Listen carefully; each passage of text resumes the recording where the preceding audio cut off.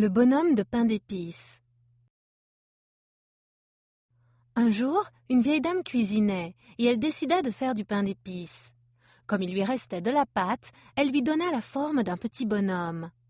Elle lui fit des yeux avec des groseilles, puis un nez et une bouche souriante. Ensuite, elle plaça d'autres groseilles le long de son corps pour ressembler à des boutons. Enfin, elle l'étala sur un plat et le mit au four. Un moment plus tard, elle entendit quelque chose gratter à la porte du four. Elle l'ouvrit et le petit bonhomme de pain d'épices la surprit en sautant dehors. La vieille femme essaya de l'attraper alors qu'il courait à travers la cuisine. Mais il glissait en passant à côté d'elle et il criait en courant. « Courez, courez, aussi vite que vous le pouvez. Vous ne me rattraperez pas, je suis l'homme de pain d'épices. » Elle courut après lui dans le jardin où son mari était en train de creuser. Il posa sa bêche et essaya de l'attraper lui aussi. Mais le bonhomme de pain d'épices le dépassa en riant et dit « Courez, courez, aussi vite que vous le pouvez. Vous ne me rattraperez pas, je suis l'homme de pain d'épices. » Le bonhomme de pain d'épices courut dans la rue et passa près d'une vache. Celle-ci s'écria « Meuh, arrête-toi, bonhomme de pain d'épices, tu as l'air bon à manger. » Mais il rétorqua « J'ai échappé à une vieille dame et un vieux monsieur. Courez, courez, aussi vite que vous le pouvez. Vous ne me rattraperez pas. Je suis l'homme de pain d'épices. » La vache se mit à courir derrière la vieille femme et le vieux monsieur. Et bientôt, ils dépassèrent un cheval.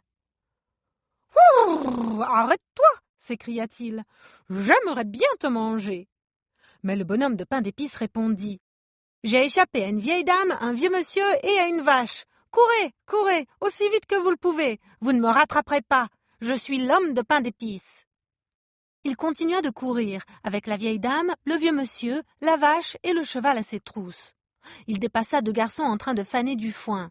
Ils levèrent la tête et virent le bonhomme de pain d'épices, qui se mit à crier au passage. « J'ai échappé à une vieille dame, un vieux monsieur, une vache et un cheval. Courez, courez, aussi vite que vous le pouvez. Vous ne me rattraperez pas. Je suis l'homme de pain d'épices. » Les faneurs joignirent la course derrière la vieille dame, le vieux monsieur, la vache et le cheval. Et ils s'enfoncèrent tous dans les champs. Là, ils rencontrèrent le renard.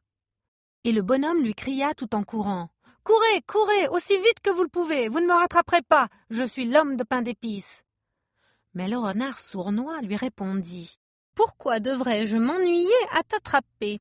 Bien qu'il se disait tout de même « Ce bonhomme de pain d'épices doit être délicieux. » Aussitôt le renard dépassé, le bonhomme de pain d'épices dut s'arrêter à cause d'une large et profonde rivière au courant rapide qui bloquait son chemin.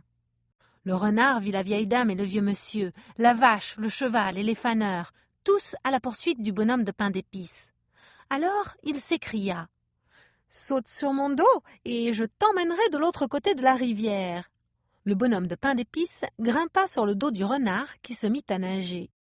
Lorsqu'ils atteignirent le milieu de la rivière, où l'eau était profonde, le renard dit « Monte sur ma tête, petit bonhomme de pain d'épices, ou bien tu seras mouillé. » Alors le bonhomme se hissa sur sa tête.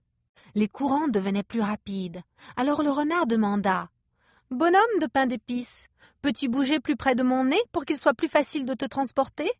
J'ai peur que tu te noies. » Et le bonhomme de pain d'épices se laissa glisser sur son nez. Dès qu'ils arrivèrent auprès du bord, le renard fit sauter le bonhomme de pain d'épices en l'air, le rattrapa dans sa gueule, qu'il referma d'un coup, et l'avala. Et ce fut la fin du bonhomme de pain d'épices.